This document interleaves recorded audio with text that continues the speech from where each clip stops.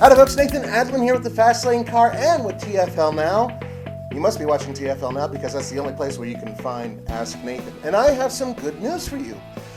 Because there have been so many questions added to Ask Nathan, I can now answer them almost directly from the week before. So in most cases, I'll be hopefully be able to answer your questions right after you ask them, well, approximately a week after. Do you have any idea when the new Tundra redesign is coming? And this is from Sydney White. Sydney, okay, two rumors that I've got. One is that we may actually see something, either a concept or the actual skin of the next Tundra at the Chicago Auto Show, the 2017 Chicago Auto Show. And if you go to tfltruck.com, there's more coverage on trucks that are coming down the line. Okay. Thanks for the question. So next one, do you prefer the Ford Fiesta ST or the Hyundai Veloster Turbo from Grant Rainwater? Grant, great question. Unfortunately, I haven't driven the Veloster Turbo. I've only driven the regular Veloster. Now, with that being said, Ford Fiesta ST is a slightly better suited vehicle for the power it puts down. I really loved driving it. I would actually select the Ford Fiesta ST over almost anything else it competes with. It's that good. The only issues are it's kind of cramped and it's a little too boy racer looking, but that's neither here nor there because have you seen the Veloster? But I can't give you my specifics on the Veloster because I haven't driven it, so sorry about that. Best ride and comfort for a heavy duty truck. Heavy duty truck, best ride and comfort has to be the Ram with the airbag suspension. I think it's a really good trade-off in terms of overall ride quality, but most heavy duty trucks ride better when there are heavy loads in the bed or they're towing. All right, the next question. Nathan, do you think it's a good idea to buy a car in the first year of production like the new Discovery, as there's no long review, endurance tests, etc.? And this comes from Guillermo Choquia. And I'm so sorry if I completely destroyed your name, and I'm sure I did. Try to avoid the first year of a brand new car if possible, or at the very least wait the first 6 to 8 months after it's gone into production so they can iron out some of the bugs. I know some people are really impatient and they want to buy the very first car of the very first round and whatever. Okay, that's what you want to do. But as a recommendation from me, what I would tell most people is if it's a brand new car, a brand new platform, brand new engine, anything like that, then just give it a little bit of time before jumping on it.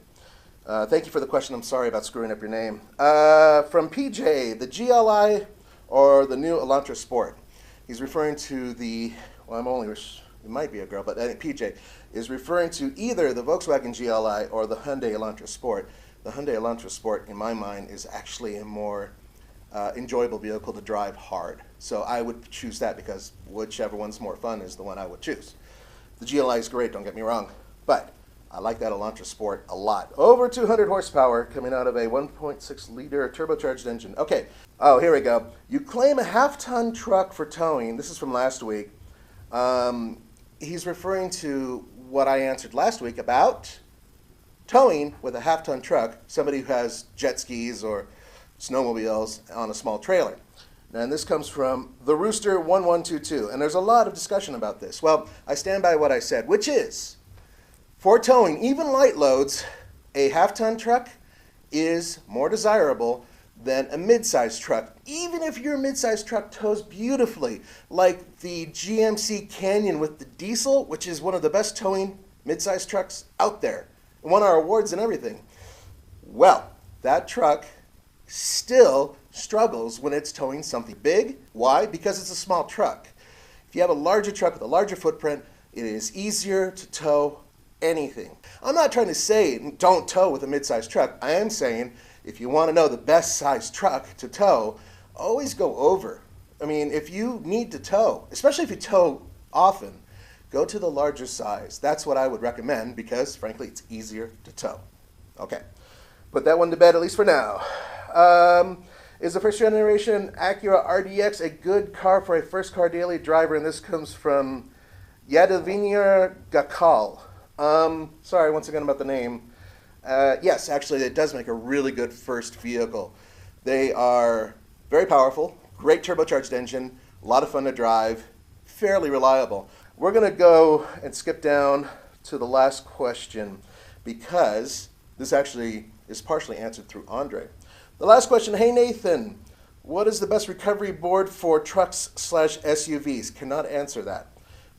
Have you had any experience with Tread Pros or Max Tracks, and there's some other ones, knockoffs and what have you? And this comes from Pro Ace X1.